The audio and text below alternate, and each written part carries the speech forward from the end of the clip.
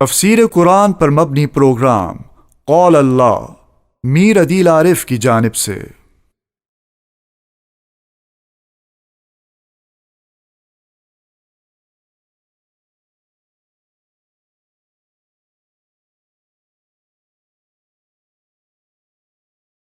بسم اللہ الرحمن الرحیم۔ پروگرام قال اللہ میں آج ہم انشاءاللہ سورہ نحل کا 8واں رکوع ترجمے اور تفسیر کے ساتھ پڑھیں گے۔ علی حسب ترتیب سب سے پہلے اس 8ویں رکوع کا ترجمہ ہوگا، پھر اس کی مختصر جیسی تفسیر ہوگی۔ اعوذ باللہ من الشیطان الرجیم، بسم اللہ الرحمن الرحیم۔ وَإِنَّ لَكُمْ فِي الْأَنْعَامِ، اور بے شک تمہارے لیے چوپایوں میں لَعِبْرَةً، عبرت کی چیز ہے، سوچنے کی چیز ہے۔ نسقیکم، ہم پلاتے ہیں تمہیں، مما، اس میں سے، فی بطونہ، جو ان کے پیٹوں میں ہے، من بین فرث ودم، گوبر اور خون کے درمیان میں سے، لبنا، دودھ، خالصا، خالص، سائغا،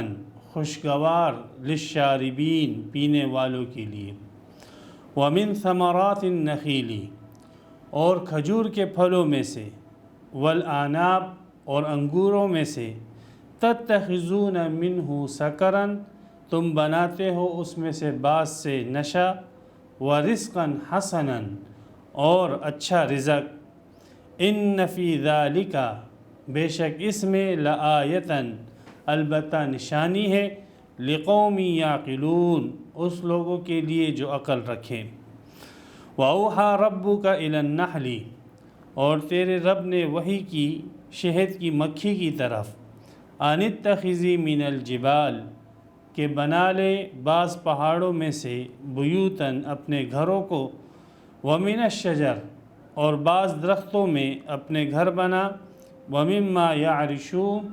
اور ان جگہوں میں بھی کہ جو انسانوں نے بنائی ہے اونچائی پر، ثم کلی، پھر کھا، من کل الثمرات، ہر قسم کے میوے میں سے، فسلکی، پس چل، سبل ربکی، اپنے رب کے راستوں پر، ذللا، جو راستے ہموار کیے گئے ہیں، یخرج من بطونہا، نکلتا ہے اس کے پیٹ سے، شراب، شربت، مختلف الوانہ، کہ اس کے رنگ مختلف ہے، فیہ شفاء للناس، اس میں شفا ہے لوگوں کے لیے، ان فی ذالک لآیۃ، بے شک اس میں نشانی ہے، لقوم، اس لوگوں کے لیے، یتفکرون، جو غور و فکر کرتے ہیں۔ واللہ خلقکم، اور اللہ نے پیدا کیا ہے تمہیں، ثم یتوفاکم، پھر اللہ موت دے گا تم کو، ومنکم، اور تم میں سے بعض ایسے ہیں، من یرد، کہ جس کو لوٹایا جاتا ہے، الی ارذل العمر، نکمی عمر کی طرف، لکی لا یعلم، تاکہ نہ جانے، بعد علم شیئا، جاننے کے بعد کوئی بھی چیز، ان اللہ علیم قدیر، بے شک اللہ تعالیٰ جاننے والا، قدرت والا ہے۔ یہاں پہ سورہ نحل کی 70 آیتیں جو ہے تام ہوئی اور 90واں رکوع اس کا پورا ہوا۔ وَإِنَّ لَكُمْ فِي الْأَنْعَامِ لَعِبْرَةً، سورہ نحل کا بنیادی موضوع اثبات توحید ہے، اور توحید کے اندر جتنی بھی ضمنی ابحاث ہے اس کا اثبات ہے، اور اس کا ثبوت اور اثبات پھر دلائل نقلیہ کے ساتھ ساتھ دلائل عقلیہ کے ساتھ بھی کیا جا رہا ہے۔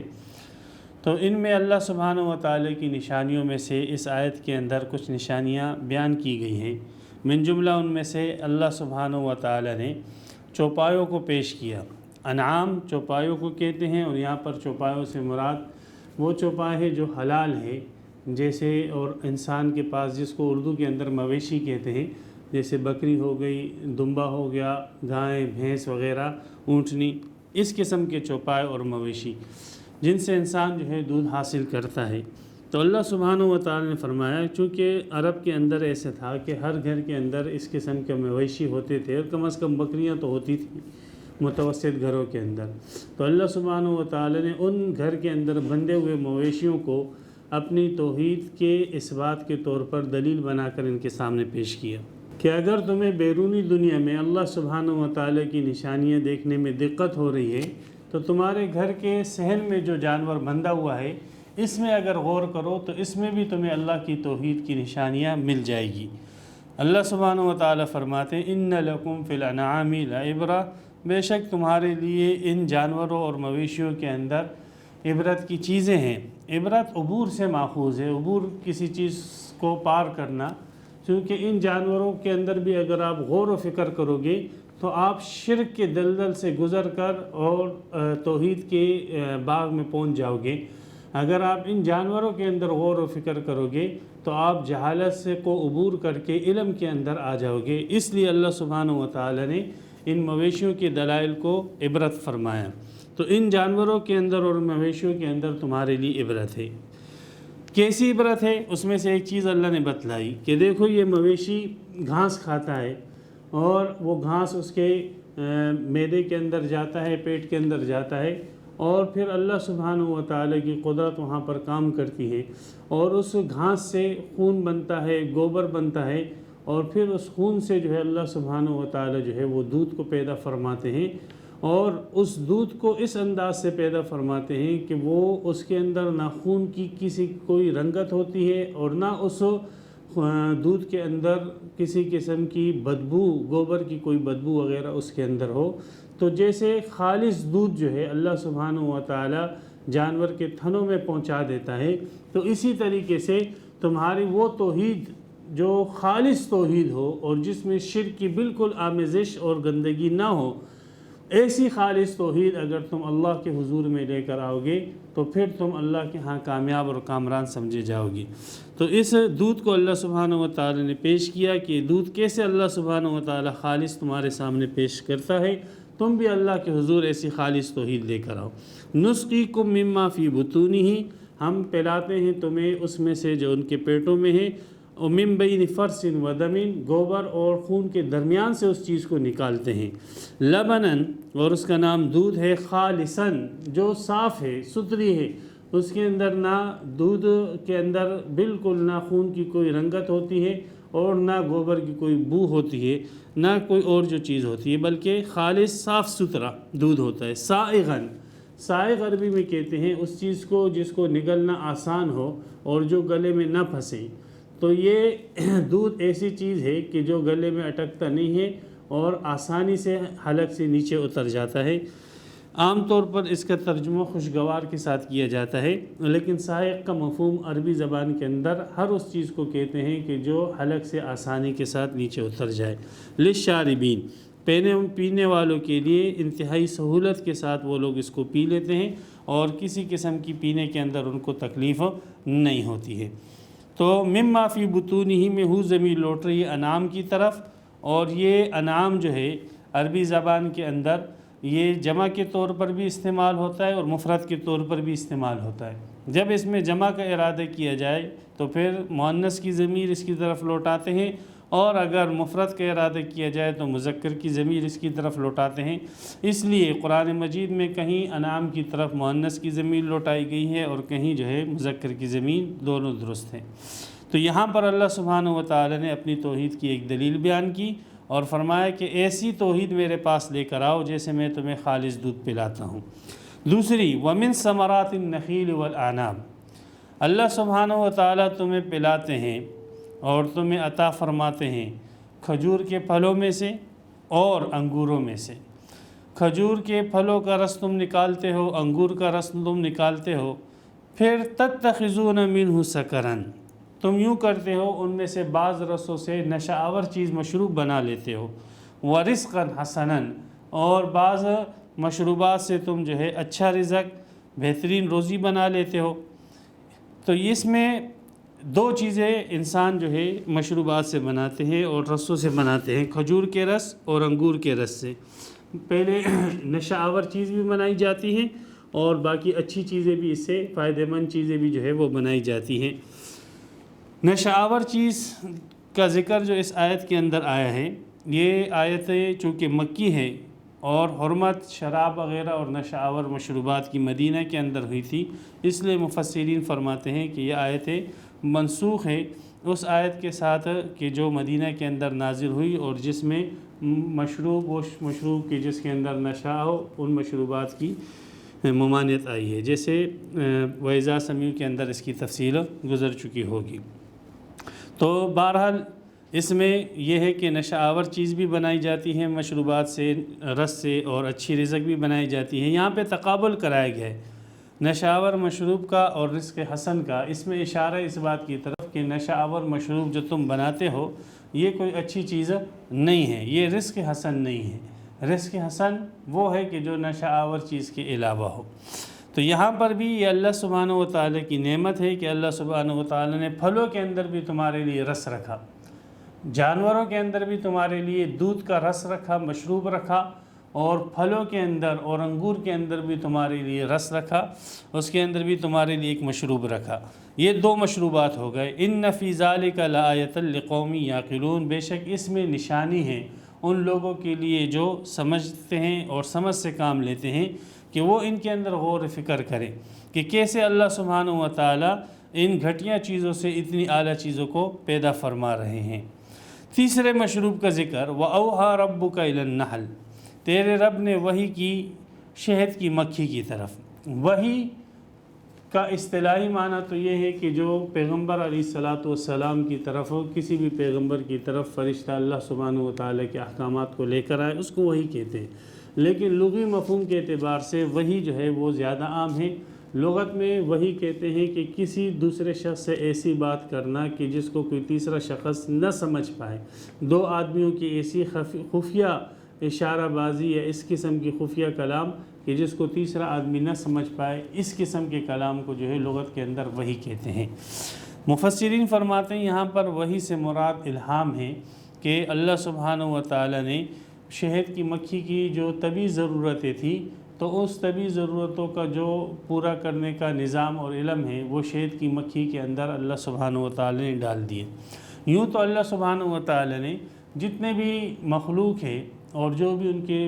طبی ضرورتیں ہیں اور طبی ضرورتوں کو پورا کرنے کا جو طریقہ کار ہے، اللہ سبحانہ و تعالیٰ نے تمام حیوانات کو اپنی طبی ضرورتیں پورے کرنے کا نظام جو ہے سمجھا دیا، اور ان کے دلوں کے اندر اور ذہنوں کے اندر یہ بات اللہ سبحانہ و تعالیٰ نے ڈال دی۔ لیکن یہاں پر خاص کر شہد کی مکھی کا ذکر فرمایا، اس لیے کہ شہد کی مکھی جو ہے وہ اپنی طبی ضرورتیں بھی پوری کرتی ہے اور اس کے ساتھ ساتھ انسان کو ایک مشروب بھی فراہم کرتی ہے۔ تو یہ تیسرا مشروب آ جائے گا۔ پہلا مشروب دودھ کی صورت میں تھا، دوسرا مشروب جو ہے رس کی صورت میں پھلوں کے، اور تیسرا مشروب ہو جو شہد کی مکھی سے حاصل ہو۔ تو تیرے رب نے وحی کی الی النحل، شہد کی مکھی کی طرف۔ اس شہد کی مکھی کو خاص کر اسی وجہ سے ذکر کیا گیا کہ یہ انسان کے فائدے کے لیے ایک مشروب تیار کرتی ہے، اور اس کا نظام بھی عظیم الشان نظام ہے۔ اس کے اندر شہد کی مکھیوں کے اندر باقاعدہ جو ہے ایک نظام کے تحت یہ لوگ رہتے ہیں، اور ایک ان کی بڑی رانی ہوتی ہے، اور وہ رانی ایسی ہے کہ وہ ہزاروں انڈے دیتی ہیں اور اس سے شہد کی مکھیاں پیدا ہوتی ہیں، اور اس رانی کی اطاعت ساری شہد کی مکھیاں کرتی ہیں اور اس کے حکم کے مطابق وہ چلتی ہیں۔ پھر ان میں سے وہ شہد کی مکھیاں جو ہے وہ تقسیم شدہ ہے، بعض جو ہے وہ چھتا بنانے کا کام کرتی ہیں، بعض محافظت اور پہرے داری کا کام کرتی ہے، بعض شہد بنانے کا کام، بعض جو ہے موم بنانے کا کام، مختلف کام جو ہے شہد کی مکھیوں کے حوالے کیے جاتے ہیں، اور وہ اپنے اس ذمہ داریوں کو اچھے طریقے سے پوری کرتی ہے۔ تو اگر اس کے نظام کے اندر غور کیا جائے تو شہد کی مکھیوں کا جو نظام ہے، حکومت ہے، وہ انسانوں کے نظام حکومت سے ایک ملتا جلتا نظام ہے۔ اس لیے یہاں پر شہد کی مکھی کو خاص کر ذکر فرمایا کہ ایک تو یہ انسانیت کو مشروب دیتی ہے، دوسرا اس کا نظام بھی ایک عجیب نظام ہے۔ ان اتخذی من الجبال، یہ اس وحی کی تفصیل ہے اور اس الہام کی تفصیل ہے کہ جو اللہ سبحانہ و تعالی نے شہد کی مکھی کو کیا کہ بنا تو پہاڑوں کے اندر گھر، چونکہ تجھے وہاں چھتا بنانا ہے اور شہد تیار کرنا ہے تو اونچی جگہوں کے اوپر اپنا چھتا بنا، تاکہ اس کے اندر گرد و غبار جو ہے اور دیگر کیڑے مکوڑوں اور دیگر ذرات سے یہ شہد محفوظ رہے اور اس کے اندر کسی قسم کی آلائش اور گندگی شامل نہ ہو۔ تو یہ اللہ سبحانہ و تعالی نے شہد کی مکھی کے اندر ڈالا کہ پہاڑوں میں جو اونچے پہاڑ ہیں وہاں پر تو اپنا چھتا بنا، وَمِنَ الشَّجَرِ، اور بعض درخت جو اونچے اونچے درخت ہیں اس میں تو اپنا چھتا بنا، وَمِمَّا يَعْرِشُونَ، یا انسانوں کی بنائی ہوئی جو عمارتیں ہیں ان عمارتوں میں جو اونچی عمارتیں ہیں وہاں پر تو جو ہے اپنا چھتا بنا۔ تو یہ اللہ سبحانہ و تعالی نے اس کے چھتے کا ذکر، بیوت کا ذکر فرمایا، اس لیے کہ اگر اس کے گھر کو دیکھا جائے تو بالکل مسدس کے طریقے پر وہ اپنا گھر بناتی ہیں۔ مخمس اور مربع کے طریقے پر اگر وہ اپنا گھر بنائے تو اس کے گھر کے بعض حصے جو ہے ناکارہ ہو جاتے ہیں، اس لیے وہ مسدس کے زاویے پر اپنا وہ گھر بناتی ہے، جس کی وجہ سے گھر کا ہر حصہ جو ہے وہ کارآمد ہوتا ہے اور کام میں آتا ہے۔ اور وہ مسدس کا زاویہ اس بہترین انداز سے بناتی ہے کہ اگر کوئی انسان پرکار لے کر بھی اس زاویے کو بنانا چاہے تو اس میں بھی کم بیشی ہو سکتی ہے، لیکن یہ شہد کی مکھیاں جو ہے وہ چھتا جو مسدس کے زاویے پر بناتی ہے وہ اس بہترین انداز سے بناتی ہے کہ اس کے اندر بالکل رتی برابر بھی کوئی کمی کوتاہی نہیں ہوتی، نہ اس میں اضافہ ہوتا ہے، بالکل جیسے کسی ماہر پرکار والے نے جو ہے پرکار لے کر جو ہے اس کو ناپا ہو اور ناپ کر کے بنایا ہو، اور ماہر انجینئر نے اس کو بنایا ہو۔ تو مکھیوں کے گھر یہ اللہ سبحانہ و تعالی کے توحید اور وجود کی ایک مستقل نشانی کہ بڑے بڑے انجینئر جب اس کے گھروں کو دیکھتے ہیں تو حیران ہو جاتے ہیں کہ ایک مکھی کو دیکھو اور اتنے اعلیٰ جو ہے اس کی کاریگری کو دیکھو۔ تو اللہ سبحانہ و تعالی نے ایک تو اس کے گھر کا ذکر فرمایا، تو اس کا گھر بنانا اور پھر وہ گھر اونچائی کے اندر اور ایسی جگہوں پہ بنانا جو اس کے مناسب ہو۔ اب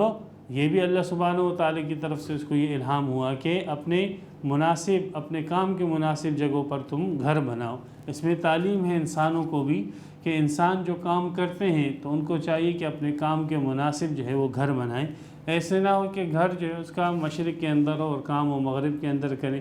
اور گھر اس کا جو ہے شمال کے اندر اور کام وہ جنوب کے اندر کرے۔ نہیں، گھر اپنا بنائے اور اس انداز سے بنائے کہ جس انداز سے اس کا کام ہو۔ اگر کام کے قریب اس کو رہائش ملتی ہے تو وہاں پر رہائش اختیار کرے، اور اگر جو ہے گھر اس انداز سے بنائے کہ جو اس کے کام کے ساتھ مناسبت رکھتا ہو۔ ثم کلی من کل الثمرات، یہ دو الہامات ہوئے کہ گھر بنا اور اونچائی کے اوپر اور خاص جگہوں پر گھر بنا۔ تیسرا الہام اس کو یہ ہوا کہ پھر کھا ہر قسم کے پھلوں میں سے، تو یہ ہر قسم کے پھلوں میں سے رس نچوڑتی ہے۔ یہ اس کی طرف اللہ سبحانہ و تعالی نے اس کو یہ الہام بھی کیا۔ اور شہد کی مکھی جو ہے ایک چمچ شہد پورا کرنے کے لیے وہ کم از کم 2000 پھلوں کا جو ہے رس نچوڑتی ہے۔ اور یہ بھی جو ہے ماہرین نے لکھا ہے کہ یہ شہد کی مکھی جو شہد بناتی ہے تو اس کا جو جتنا وزن ہے وہ دن کے اندر اپنے وزن سے 500 گنا زیادہ جو ہے وہ شہد بناتی ہے۔ تو یہ اللہ سبحانہ و تعالی نے اس کو ایک حکمت عطا فرمائی، الہام عطا فرمایا، طاقت عطا فرمائی ہے کہ کھا ہر قسم کے پھلوں میں سے۔ اس میں اشارہ اس بات کی طرف کہ شہد کی مکھی کے اندر یہ خصوصیت ہے کہ وہ جو ہے اس کسی بھی پھل کا جو ہے خاص جو شیرہ ہوتا ہے اور جو ثمرہ ہوتا ہے اس کو اچھے انداز سے نچوڑ سکتی ہے۔ تو اگر کسی بھی دوا وغیرہ کا شیرہ حاصل کرنا ہو اور اس کا، تو بغیر مشینوں کے بھی یہ اللہ سبحانہ و تعالی کی طرف سے دی گئی ہوئی مشینیں ہیں کہ ان شہد کی مکھیوں کو ان جڑی بوٹیوں کے پاس رکھا جائے جن جڑی بوٹیوں کا جو ہے شیرہ انسان کو مقصود ہو، تو ان شہد کی مکھیوں کو ان کے ساتھ رکھا جائے تو یہ شہد کی مکھیاں آسانی کے ساتھ ان چیزوں کا شیرہ کھینچ کر انسانوں کو دوا بھی فراہم کر سکتی ہے۔ تو یہ اس میں استعداد ہے من کل ثمرات کے، ہر قسم کے پھلوں سے یہ اس کا رس نچوڑ سکتی ہے، کھینچ سکتی ہے۔ تو یہ اس کا استعمال انسان جیسے شہد کے متعلق کر سکتا ہے، ایسے ادویہ کے اندر بھی اس کا استعمال کر سکتا ہے، انسان کے اوپر ہے۔ فصل کی سبل ربی کی، یہ چوتھا الہام ہے اس کو کہ اپنے رب کے راستوں پر چل۔ ذللاً، ذلل کے دو معنی کیے گئے ہیں۔ ایک معنی تو یہ کیا گیا ہے کہ وہ راستے جو تیرے لیے ہموار کیے گئے ہیں۔ اب شہد کی مکھی کے لیے راستے کیسے ہموار کیے گئے ہیں؟ ماہرین فرماتے ہیں کہ شہد کی مکھی جو آدھا کلو شہد بناتی ہے، اس آدھا کلو شہد کے لیے وہ اپنے گھر، اپنے چھتے سے اس جگہ تک جہاں پر وہ پھل وغیرہ موجود ہوتے ہیں 37,000 مرتبہ چکر لگاتی ہے۔ 37,000 مرتبہ چکر وہ آدھا کلو شہد بنانے کے اندر لگاتی ہے، اور دور دراز جگہوں پہ وہ نکل جاتی ہے، لیکن اپنا راستہ وہ بھولتی نہیں ہے۔ ادھر چلی جائے ادھر چلی جائے، اللہ سبحانہ و تعالی نے اس کے اندر یہ بات رکھ دی کہ کہ وہ اپنے اسی راستے پر چلتی ہے جس راستے سے وہ گئی ہوتی ہے، اور اسی راستے میں جتنی بھی تاخیر ہو جائے وہ اسی راستے سے واپس چل کر جو ہے اپنے چھتے پر پہنچ جاتی ہیں۔ تو ذوالعرش کے اندر اللہ سبحانہ و تعالی نے اس کے لیے راستے ہموار کر دیے، ورنہ چاہیے تو یہ تھا کہ یہ جب دور دراز جگہوں پہ نکل جائے تو اپنے راستے کو بھول جائیں، لیکن اللہ سبحانہ و تعالی نے اس میں کوالٹی رکھی ہے کہ یہ اپنے راستوں کو نہیں بھولتی ہے، جتنی بھی دور چلی جائے اور جتنا بھی مسافت کر لے اپنے راستوں سے واپس اپنے گھر تک لوٹ آتی ہے۔ فصل کی سبل ربی کی ذوالعرش کے دوسرے معنی ہیں کہ عاجزی کے ساتھ، یعنی یہ حال ہے شہد کی مکھی سے کہ اپنے رب کے راستوں پر چل ذوالعرش، عاجزی کے ساتھ اور بردباری کے ساتھ اور اچھائی کے ساتھ، اپنی دیگر شہد کی مکھیوں کے ساتھ جھگڑا مت کر، لڑائی مت کر، اور اپنے کام سے کام رکھ اور عاجزی کے ساتھ چل۔ یہ ہو گئے اس کے 4 الہام۔ پہلا الہام یہ کہ گھر بناؤ، دوسرا اونچی جگہوں پہ گھر بناؤ، تیسرا ہر قسم کے پھلوں سے رس نچوڑنے کی صلاحیت، چوتھا یہ کہ گھر کا راستہ یہ بھولتی نہیں اور اپنے گھر کو واپس آ جاتی ہے۔ جب یہ شہد تیار کر لیتی ہے تو یخرج من بطونہا شراب، نکلتا ہے اس کے پیٹوں سے ایک مشروب، وہ منہ کے راستے سے نکلتا ہے، اندر سے نکلتا ہے، یا پیچھے راستے سے نکلتا ہے، ایک مشروب نکلتا ہے، مختلف الوانہ، جس کے کلر مختلف ہوتے ہیں، جس قسم کا پھل اس نے نوچا ہوتا ہے اور نچوڑا ہوتا ہے اس قسم کے پھل کی رنگت جو ہے وہ شہد کی ہوتی ہے، تو اس شہد کی رنگت بھی مختلف ہوتی ہے۔ فیہ شفاء، اور اس مشروب کے اندر شفا ہے، للناس، لوگوں کے لیے شفا ہے۔ اب یہ شفا جو ہے، اب جس قسم کے پھلوں کا رس آپ اس سے نچوڑواؤ گے تو وہ شفا اس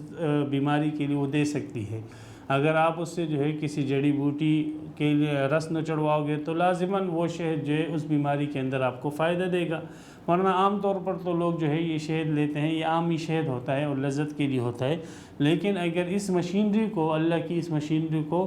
دوا کے استعمال کے طور پر رکھ دیا جائے اور ان کے ذریعے سے دواؤں کے رسوں کو نچوڑا جائے تو پھر وہ جو شہد ہوگا وہ ہر قسم کی بیماری کے اندر، بلکہ جس بیماری کے ساتھ وہ خاص ہوگا وہ اس کے اندر وہ فائدہ دے گا۔ تو فیہ شفاء للناس، تو اس میں کوئی اشکال کی بات نہیں ہے کہ بعض لوگ یہ اشکال کرتے ہیں کہ نہیں شہد جو ہے وہ تو ہر بیماری کے علاج نہیں ہے۔ شہد کی مکھی سے نکلے ہوئے فضلے کو کہا جاتا ہے، تو شہد کی مکھی کے اندر جو فضلہ بنتا ہے وہ ہوگا جو وہ پھلوں سے نچوڑے گی۔ اب اس کو کون سے پھل دستیاب ہے، کون سے پھول اس کو دستیاب ہے، تو جو پھل اور پھول آپ اس کو مہیا کرو گے تو وہی شہد اس کے اندر بنے گا اور وہی شہد باہر آئے گا۔ تو اس لیے یہ انسان کے اوپر وہ کرتا ہے کہ انسان جو ہے اس سے کون سا شہد بناتا ہے۔ اگر دوا والا شہد بناتا ہے تو بالکل وہ تو دوا بنے گا، ہر بیماری کے لیے دوا بن سکتا ہے، یہ انسان پر ڈیپینڈ کرتا ہے۔ تو بہرحال یہ ایک ایسی مشینری ہے کہ جس کے ذریعے سے انسان جو ہے اپنی مختلف بیماریوں کے لیے دوا جو ہے بنوا سکتا ہے اور رس اس کے ذریعے سے نچوڑوا سکتا ہے۔ ان فی ذلک لآیۃ لقوم یتفکرون، اس نظام سے عبرت حاصل کرنا اور اس نظام کے اندر غور و فکر کرنا یہ انہی لوگوں کا کام ہے جو فکر سے کام لیتے ہیں، اپنی عقلوں کو استعمال کرتے ہیں، ورنہ بہت سارے لوگ تو شہد کی مکھیوں کو دیکھتے ہیں، ان چیزوں کو دیکھتے ہیں اور کسی قسم کی جو ہے اس سے عبرت حاصل نہیں کرتے۔ تو یہ اللہ سبحانہ و تعالی نے 3 مشروبات یہاں پر بیان کیے، ایک دودھ جو مویشیوں سے حاصل ہوتا ہے، دوسرا رس جو پھلوں سے حاصل ہوتا ہے، اور تیسرا شہد جو کہ مکھیوں سے حاصل ہوتا ہے۔ اس میں اللہ سبحانہ و تعالی نے اپنی قدرت بتلائی کہ دیکھو میں اس بات پر قادر ہوں کہ اتنی گندی چیزوں سے جو ہے میں اچھی چیزوں کو پیدا کر رہا ہوں، گوبر اور خون سے جو ہے میں دودھ خالص کو تمہارے لیے پیدا کر رہا ہوں، کیسا قادر رب ہوگا۔ مٹی سے جو ہے یہ اگے ہیں پھل اور پھر ان پھلوں سے تمہارے لیے مشروب نکلا، تو اللہ سبحانہ و تعالی نے اتنی حقیر چیز، گری ہوئی چیز سے جو ہے تمہارے لیے بہترین مشروب تیار کیا۔ اسی طریقے سے یہ حشرات الارض جو ہے مکھیاں ہیں مکھیوں کی کیا قدر و قیمت ہوگی، لیکن اللہ سبحانہ و تعالی نے اس مکھی کو بھی تمہارے کام میں لگا دیا اور اس سے بھی تمہیں جو ہے ایک بہترین مشروب اللہ تبارک و تعالی نے فراہم کیا۔ تو یہ اللہ سبحانہ و تعالی کی قدرت کی بڑی دلیل ہے کہ اللہ سبحانہ و تعالی کیسے جو ہے ان گھٹیا چیزوں سے اعلیٰ چیزوں کو نکال رہے ہیں، اللہ کی قدرت ہے۔ اسی طریقے سے یہ جو مشرکین مکہ ہے، کفار ہیں، تو یہ تو کافر ہے، گھٹیا ہے، لیکن ہو سکتا ہے کہ ان کی آنے والی نسل جو ہے وہ اچھی ہو، اس لیے کہ اللہ سبحانہ و تعالیٰ یولج اللیل فی النہار و یولج النہار فی اللیل، واللہ کی قدرت یہ ہے کہ وہ دن سے رات کو نکالتا ہے، رات سے جو ہے دن کو نکالتا ہے، یخرج الحی من المیت و یخرج المیت من الحی، زندہ سے مردے کو نکالتا ہے، مردے سے زندے کو نکالتا ہے۔ تو یہ جو مشرکین ہیں ان سے بھی اللہ سبحانہ و تعالی ایسے لوگ نکالے گی جو توحید کے علم بردار ہوگے، اور تاریخ اس بات کی گواہ ہے کہ ان لوگوں سے ایسے لوگ پیدا ہوئے کہ جو توحید کا علم لے کر چاردانگ عالم کے اندر جو ہے پھیل گئے۔ تو یہ اللہ سبحانہ و تعالی نے اپنی توحید اور قدرت کی نشانیاں بتلائی، اور اس میں انسان کی دنیاوی زندگی کی حقارت بھی بتلا دی کہ دیکھو تمہاری زندگی، دنیاوی زندگی میں جو بہترین مشروب ہے اور جس کو تم بڑی چسکیاں لے لے کر پیتے ہو، اس کی حقیقت کیا ہے؟ یہ دودھ جس کو تم بڑی چسکیاں لے لے کر پیتے ہو وہ خون سے بنا ہوا ہے۔ یہ جو شہد ہے اور جس کا بہترین مشروب تم سمجھتے ہو، یہ جو ہے ایک مکھی کا فضلہ ہے، مکھی کے پیٹ سے نکلی ہوئی چیز ہے، اس کی قے ہے یا اس کا فضلہ ہے۔ اسی طریقے سے یہ جو پھلوں کا تم رس پیتے ہو یہ تو مٹی ہے، اور مٹی نے اپنی شکل جو ہے تبدیل کی ہے۔ تو یہ دنیاوی زندگی ہے اور یہ دنیاوی زندگی کی لذتیں ہیں۔ اگر دنیاوی زندگی کی لذتوں میں غور کیا جائے تو حقیقت ان کی یہی نکلتی ہے کہ ساری جو ہے انسانوں کو جو فائدہ پہنچانے والی چیزیں ہیں، یہ دودھ ہے تو دودھ کے اندر جراثیم ہے، یہ جراثیم ہوگے تو انسان کو وہ دودھ فائدہ پہنچائے گا، اگر وہ جراثیم ہی اس کے اندر نہ رہے تو انسان کے جسم کو وہ دودھ فائدہ نہیں پہنچاتا۔ اسی طریقے سے شہد ہو گیا، اسی طریقے سے یہ رس ہو گئے۔ تو انسان کی زندگی، دنیا کی زندگی تو یہ ہے کہ یہ ساری نربھر ہے اشراط الارض کے اوپر، اور ساری جو ہے وہ کیڑے مکوڑوں کے اوپر جو ہے وہ کرتی ہے۔ اس دنیا کی حقیقت تو یہ ہے۔ تو اس دنیا کے اندر تمہیں زندگی گزارنا اچھا لگتا ہے، یا ایک پاکیزہ زندگی جو جنت کی ہے، آخرت کی زندگی ہے، تو اس میں دنیا کی زندگی کی بے وقتی بھی بیان کر دی گئی اشارتاً، اور آخرت کی زندگی کی جو ہے بہتری اور اچھائی بھی بیان کر دی گئی۔ اور اس میں اشارہ ہے کہ دیکھو یہاں پر دنیا کے آخرت میں بھی شہد کی نہریں ہیں، آخرت میں بھی پانی کی نہر ہے، آخرت میں بھی جو ہے دودھ کی نہریں ہیں، آخرت میں بھی شراب کی نہریں ہیں۔ 4 نہریں سورہ محمد کے اندر اللہ تعالی نے بتلائی ہے جنت کے اندر ہوگی، لیکن دنیا کے اندر یہ نہریں کہاں؟ پانی کی نہر یہ جیسے یہاں پر بتلایا کہ بخارات سے بن رہا ہے، وہاں سمندر سے اٹھ رہا ہے، اور سمندر جو گن کچرے سے بھرا ہوا ہے، اس گن کچرے سے بخارات اٹھ رہے ہیں اور تمہارے لیے پانی جو ہے بن رہا ہے، اور دودھ تمہیں وہ جانوروں کے پیٹ سے خون سے حاصل ہو رہا ہے، اور شہد تمہیں وہ مکھی کا فضلہ یا مکھی کی قے سے حاصل ہو رہا ہے، اور جو تمہیں پھل ہے وہ مٹی سے حاصل ہو رہے ہیں۔ تو یہ تو دنیا کی جو نہریں ہیں اور دنیا کے جو مشروبات ہیں 4، ان کے حاصل ہونے کے ذریعے ہیں، لیکن جنت میں جو 4 نہریں ہیں اس قسم کی، تو وہ 4 نہریں ان جانوروں سے حاصل نہیں ہوتی، اور وہ 4 نہریں جو ہے وہ کسی زمین سے حاصل نہیں ہوتی، اور وہ 4 نہریں کسی مکھی کی پیداوار نہیں ہے، وہ اللہ سبحانہ و تعالی کے امر کن سے حاصل شدہ ہے۔ تو ان 4 نہروں کی مشروبات کو حاصل کرنے کی اعمال اور عقائد اختیار کرو تاکہ تمہیں فائدہ حاصل ہو۔ تو بہرحال ان آیتوں کے اندر اللہ سبحانہ و تعالی نے عبرت کا کافی سامان ذکر کیا ہے۔ پھر صوفیاء کرام نے یہ بھی ذکر کیا ہے کہ شہد کی مکھی کے اندر ایک تعلیم بھی ہے، اور تعلیم ہے اہل اللہ کو، اور تعلیم ہے مومنین کو، کہ مومنین کو یہ تعلیم ہے کہ اپنے گھر ایسی جگہوں پر بنائیں کہ جہاں پر وہ اپنے مقصد کو اچھے انداز سے پورا کر سکیں، اور پھر کلی من کل ثمرات، جہاں سے ان کو فائدہ پہنچتا ہے اس جگہ پر جائے اور اس سے فائدہ حاصل کرے، اور سبل ربی کی ذلہ عاجزی اختیار کرے۔ علم جب آ جائے تو علم کے ساتھ عاجزی لازماً اختیار کرے۔ جب ان کو علم حاصل ہوگا اور علم کے ساتھ عاجزی ہوگی،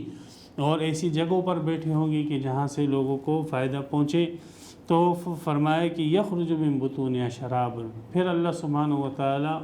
ان سے ایسے علوم اور معرفت کے دریا جاری فرمائیں گے، ہدایت کے دریا جاری فرمائیں گے، فی شفاء للناس، جس سے لوگوں کو فائدہ حاصل ہوگا۔ تو بہرحال یہ ایک صوفیاء کرام کی تفسیر ہے، اور عام تفسیر جو ہے اس کی وہی ہے جو میں پہلے عرض کر چکا ہوں۔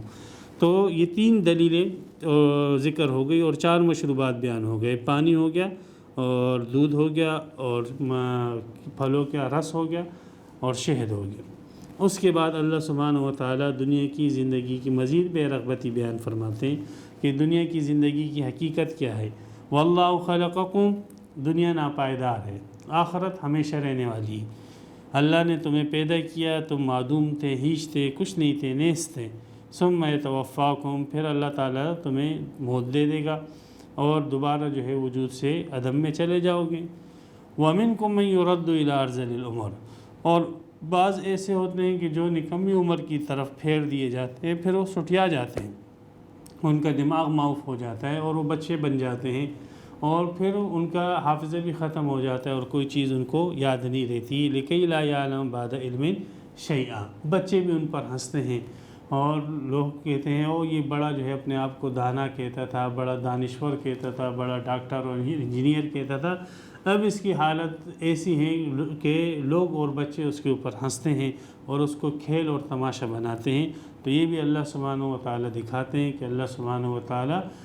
ترقی دینے کے بعد گراتے کیسے ہیں، کمال پر پہنچانے کے بعد زوال کیسے دیتے ہیں۔ اس لیے اپنی جوانی سے اور اپنی طاقت کے اوپر کبھی بھی ناز نہ کرنا، یہ جوانی اور یہ طاقت ختم ہو جائے گی، بلکہ ایسی نکمی عمر پر پہنچ جائے گی کہ جس نکمی عمر پر تم لوگوں کے لیے ایک دلچسپی اور ایک لطیفے کا کام کرو گے، اور لوگ تمہاری حرکات دیکھ کر جو ہے محظوظ اور خوش ہوا کریں گے۔ نبی اکرم صلی اللہ علیہ وسلم کی دعاؤں میں سے ایک دعا یہ بھی آتی ہے، اللہم انی اعوذ بک ان ارد الی ارذل العمر، اے اللہ میں تیری پناہ مانگتا ہوں اس بات سے کہ میں نکمی عمر کی طرف لوٹا دیے جاؤں۔ پھر ایسی عمر ہوتی ہے کہ پیشاب جو ہے سلوار میں بہہ رہا ہے، ایسی عمر ہوتی ہے کہ قضاء حاجت کے لیے لوگوں کے محتاج ہے، ایسی عمر ہوتی ہے کہ چارپائی سے اٹھ نہیں سکتا ہے۔ اس لیے انسان کو چاہیے کہ اپنی جوانی اور اپنی طاقت کو اللہ سبحانہ و تعالیٰ کے تقرب کے اندر لگائیں، اور ایسی نکمی عمر آنے سے پہلے جو ہے اللہ سبحانہ و تعالیٰ کے پاس جانے کی دعا کریں۔ ان اللہ علیم قدیر، بے شک اللہ تعالیٰ جاننے والا ہے، قدرت والا ہے۔ یہ جتنی نشانیاں بتلائی گئی ہے سب کی سب اللہ کے بڑے علم کی اور بڑی قدرت کی دلیل ہے، لیکن اس سے اللہ کے علم کو اور اللہ کی قدرت کو وہی سمجھے گا جو ان چیزوں کے اندر عبرت کی آنکھ سے دیکھے گا، غور و فکر کی آنکھ سے دیکھے گا۔ ورنہ اگر انسان دیکھے تو ہر طرف اللہ سبحانہ و تعالیٰ کی وجود اور اللہ کی توحید اور اللہ کے اثبات اور ثبوت کے اوپر ہر طرف دلیلیں موجود ہیں، لیکن ضرورت ہے تو غور و فکر کرنے والی آنکھ کی ضرورت ہے۔ یہاں پر الحمدللہ یہ سورہ نحل کا 9واں رکوع پورا ہوا اور 70 آیتیں تام ہوئیں۔ وآخر دعوانا الحمدللہ رب العالمین۔ تفسیر قرآن پر مبنی پروگرام قول اللہ میر عدیل عارف کی جانب سے